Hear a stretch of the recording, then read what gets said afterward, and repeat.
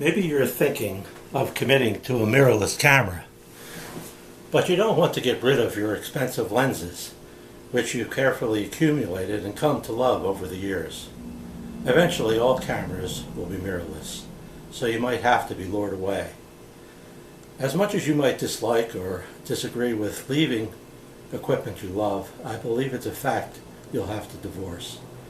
Camera technology is not static, especially since it became digital, and that means it's always going to change, and you'll have to learn to love the change.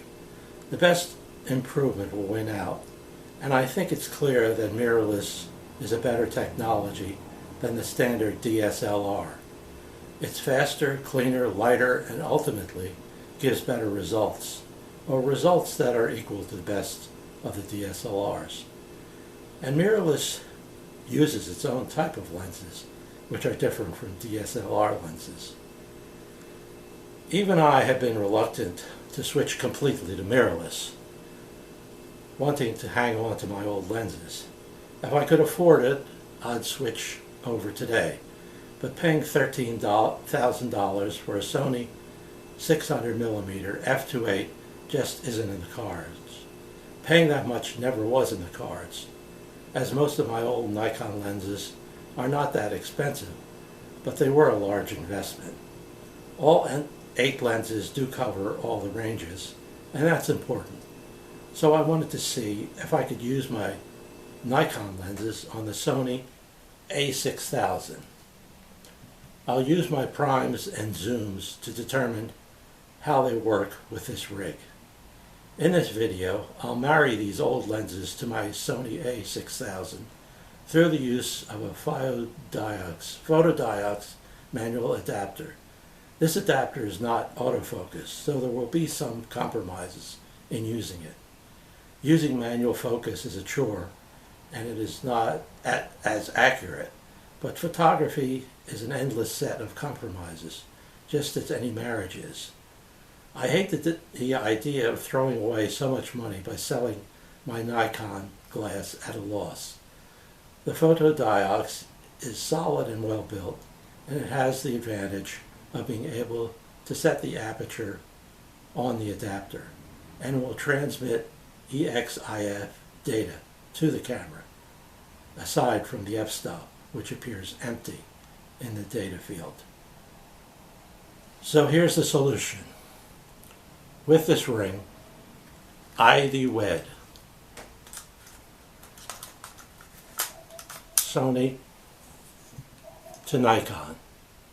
Let's see if we can make this marriage work.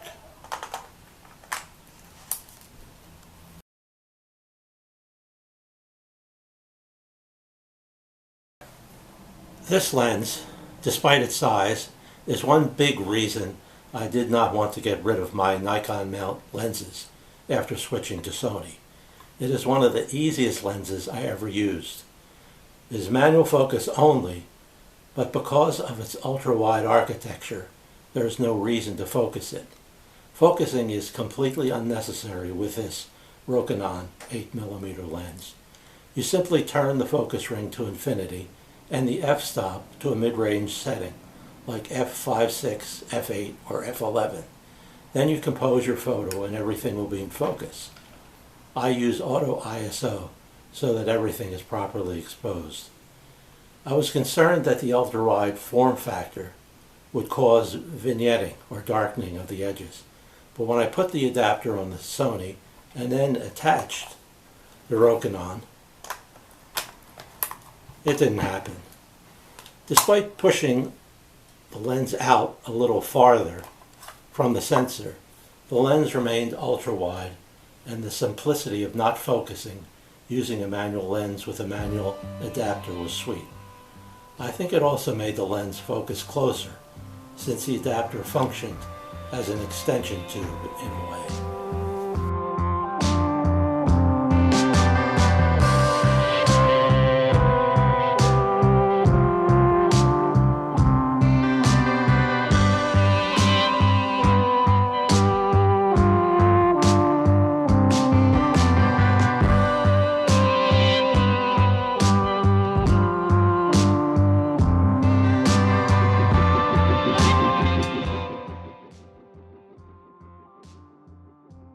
You need an f1.4 lens. They are fantastic but expensive. I bought this one used for $229, and it did everything I wanted it to do on my Nikon cameras. What I wanted out of it was soft focus, very soft focus, and I got it. I understood that using this lens with the adapter in the Sony without autofocus would be a challenge, since it is difficult at f1.4 to focus precisely, even with autofocus. Yet this lens was another reason I did not want to get rid of my Nikon-mount lenses when I switched to Sony.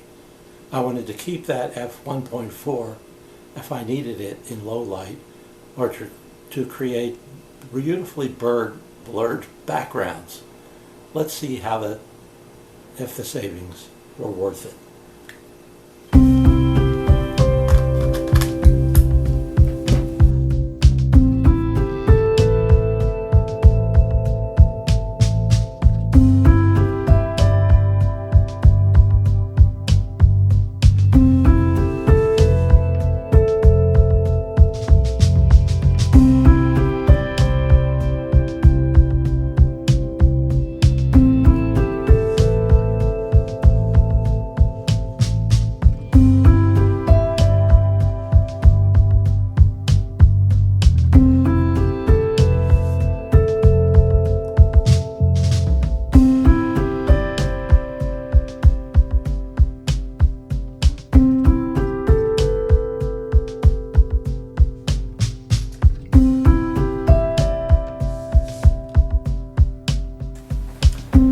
I especially like the Nikon f1.4 for close-up photos of flowers, and I use it with the Raynox 250 macro adapter to create colorful macros of my favorite blooms.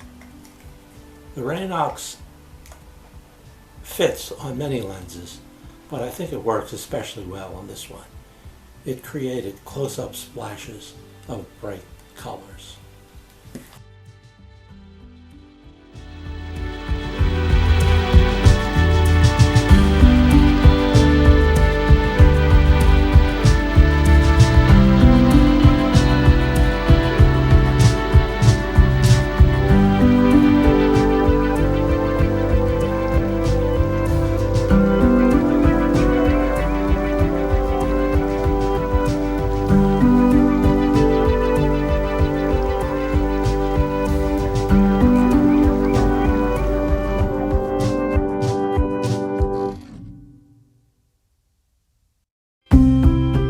Another one of my favorite Nikon lenses is the 85 f1.8, mostly for the same reasons I like the 50 f1.4.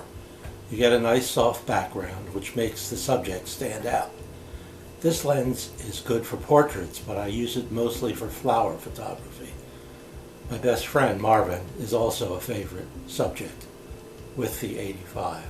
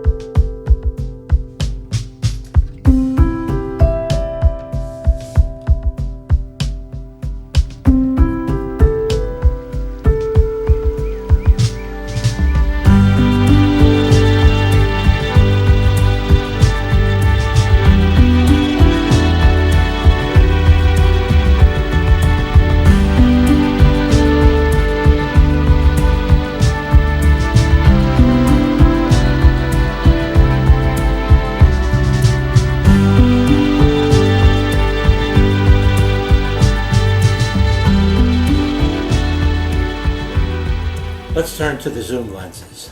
I'll use wide-angle to ultrazooms. First off, we'll see what the Nikon 18-55 can do after attaching it to the Sony A6000 with a Fotodiox Pro adapter. I still believe that zoom lenses do not give the quality of prime lenses. Beside that, the Nikon 18-55 in this first version was not highly regarded. What do you think after viewing the following photos?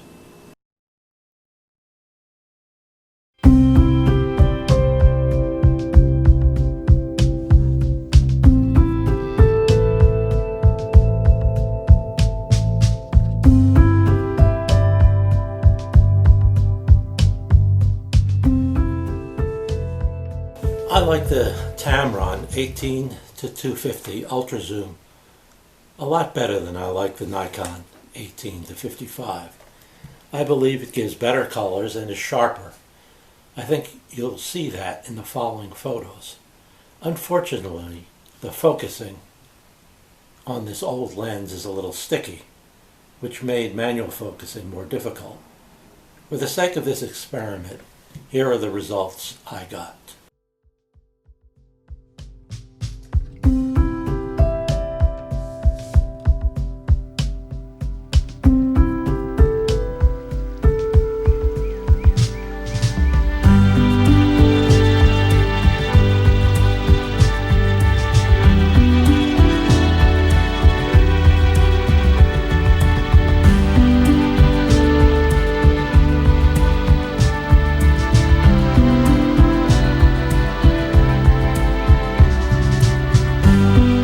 This Sigma lens is even more ancient than the Tamron 18 to 250, but it does have the fast aperture of f2.8, which makes it a necessary addition to any kit.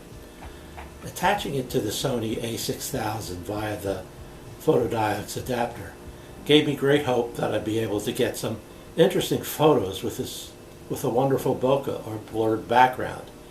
I was a little surprised at the photos I got. Take a look.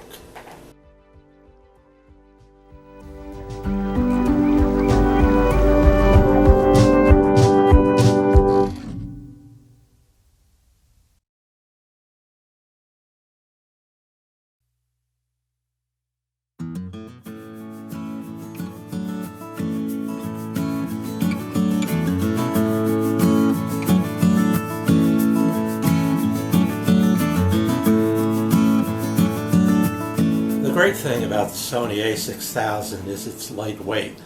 It's also very small compared to DSLRs. And when I put this monster of a lens on it, this Tamron 200 to 500, the Sony nearly disappeared. Just handling this rig was going to be a challenge, so I knew I'd need a monopod or a tripod. I ended up going to the bird blind and resting it on the windowsill to photograph birds in low light. It was not a good idea.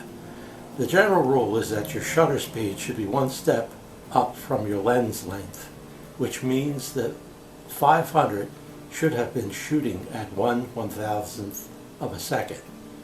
With this low light, there was no way that was going to happen. You'll see the results.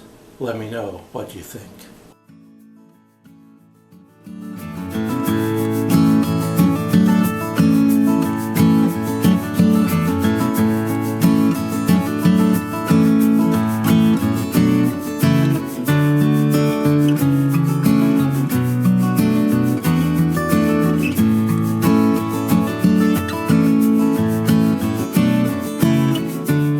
I hope this video has given you some idea of the results you can achieve when you marry Nikon lenses to Sony mirrorless. If you like this video, please like, share, and subscribe. I'll see you next time, and thank you.